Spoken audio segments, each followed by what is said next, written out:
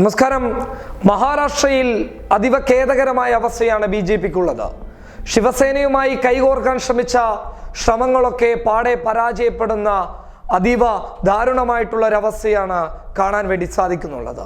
ഉദ്ധവ് താക്കറെ അമിത്ഷയെ പറഞ്ഞയക്കുന്ന രീതിയിലേക്ക് കാര്യങ്ങൾ എത്തുന്നു. അതായത് ബി.ജെ.പിയുമായി സഹകരിക്കണമെന്ന് പറയാൻ വളരെ പ്രാധാന്യത്തോടു കൂടിയായിരുന്നു ഉദ്ധവ് താക്കറെ കാണാൻ അമിത്ഷാ എത്തിയത്. എന്നാൽ അമിത്ഷയ്ക്ക് പുല്ലുവില കൽപ്പിച്ചിരിക്കുകയാണ് ഉദ്ധവ് താക്കറെ. അതായത് ശിവസേന ഒരു കാരണവശാലും ബി.ജെ.പിയുമായി സഹകരിക്കില്ല. ശിവസേന ഇപ്രാവശ്യം ലോക്സഭാ തിരഞ്ഞെടുപ്പ് ഒറ്റയ്ക്ക് നേരിടും, ഒറ്റയ്ക്ക് നിന്ന് നേട്ടങ്ങൾ ഉണ്ടാക്കുമെന്ന ഒരു നിലപാടിൽ തന്നെയാണ് ഉദ്ധവ് താക്കറെയും സംഘവും ഉള്ളത്. അതായത് കഴിഞ്ഞ പ്രാവശ്യം ലോക്സഭയിൽ 48 സീറ്റുകളാണ് മഹാരാഷ്ട്രയിലുള്ളത്. കഴിഞ്ഞ 2014 ഇതിൽ 40 സീറ്റുകളും ബി.ജെ.പി ശിവസേനയൊക്കെ കൂട്ടിയിട്ട് നേടിയിട്ടുണ്ടായിരുന്നു.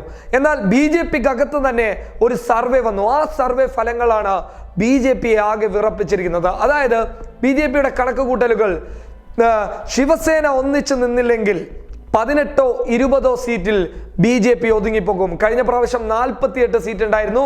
ഇപ്രാവശ്യം 18 or 20 സീറ്റിൽ ബി.ജെ.പി ഒതുങ്ങിപ്പോകും. മറിച്ച് കോൺഗ്രസിന് 22 or 24 സീറ്റുകളിൽ മുൻതൂക്കമുണ്ടാകാനും സാധ്യതയുണ്ട്.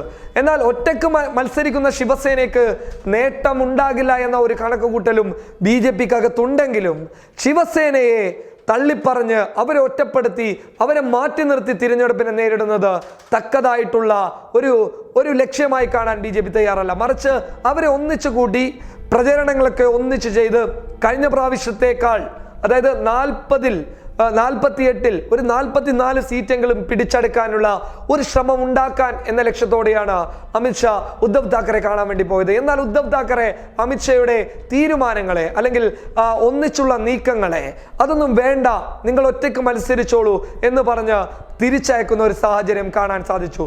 ഇതിൽ നിന്ന് തീർച്ചയായും വ്യക്തമാകുന്നത് ഉദ്ധവ് താക്കറെയുടെ ഒരു സമീപനം കോൺഗ്രസുമായി അടുക്കുന്നു എന്നുള്ളതാണ്. അതായത് നരേന്ദ്രമോദിയെയും അമിത്ഷയെയും വളരെ മോശമായ രീതിയിൽ കുറ്റപ്പെടുത്തുന്നു.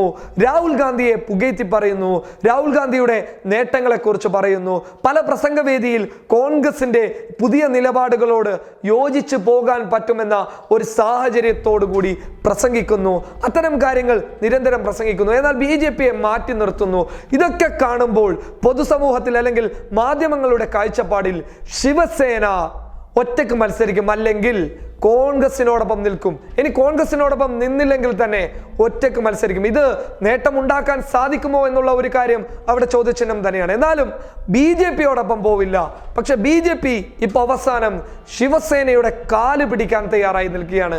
കാരണം ശിവസേന ഇല്ലെങ്കിൽ രക്ഷയില്ല. ശിവസേന മാത്രമാണ് ഇനി മഹാരാഷ്ട്രയിൽ ശരണം.